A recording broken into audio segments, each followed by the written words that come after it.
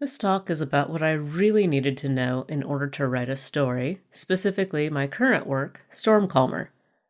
Knowing your characters and world is a good thing.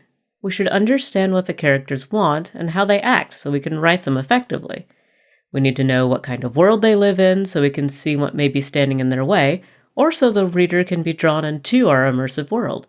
That doesn't mean knowing whether the main character loves bananas or hates the color red.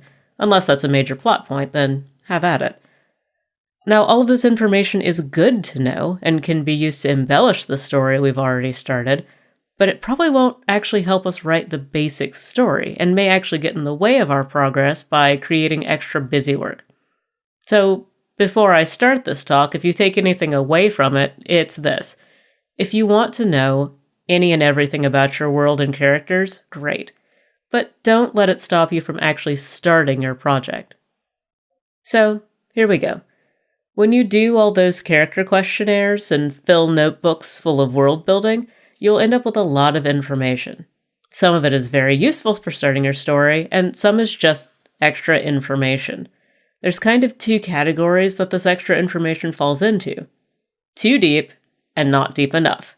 Which sounds crazy, but let's take the not deep enough first because it's easy.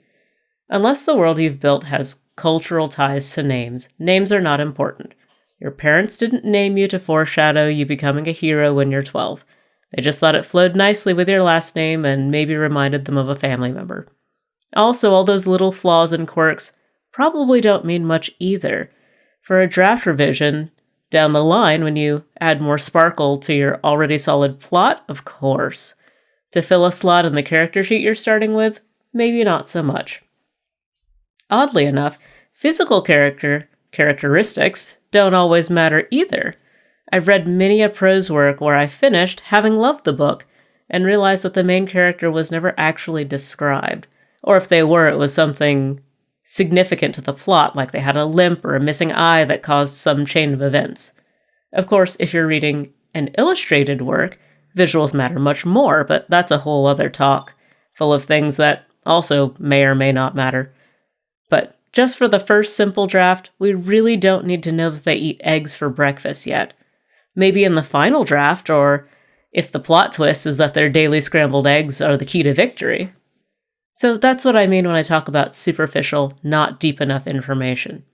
Typically, worlds don't suffer from being superficial because any light details are probably good touches.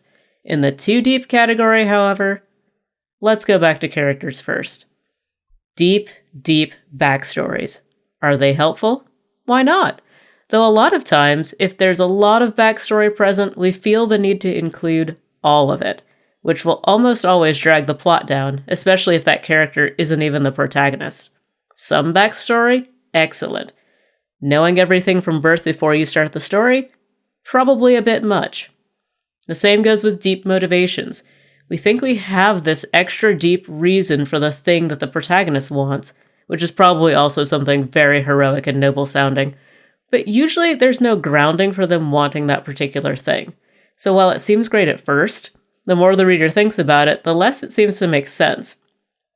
Just because a character has a deep feeling about something doesn't mean it has to be grand. They may just really love to read and want to read more books. That's just fine. And worlds, oh my. People have this dream of being Tolkien, creating notebook upon notebook of world building, then setting a story inside it. And some of this information is very important, but you don't need all of it. Like the currency could be important if your characters have to raise some money, or if it's the cause of a war, but if no one ever uses money, you probably don't have to bring it up. So you probably don't need to design it in the first place. By the way, the cause of the war doesn't always matter either, which sounds odd, but when you really think about all the well-written war books, usually the why of the war isn't as important as being separated from family, potential death, all of the tragic emotional stuff that your protagonist is going through specifically. Now, I'm a big fan of world building, and I've designed a good handful of things that I didn't ultimately need, but I also didn't let that stop me from writing stories while I was noodling around with the world. If you've enjoyed this talk so far, I continue on with some of the things that I did need in order to write StormCalmer, and it turns out that it's not at all what I expected.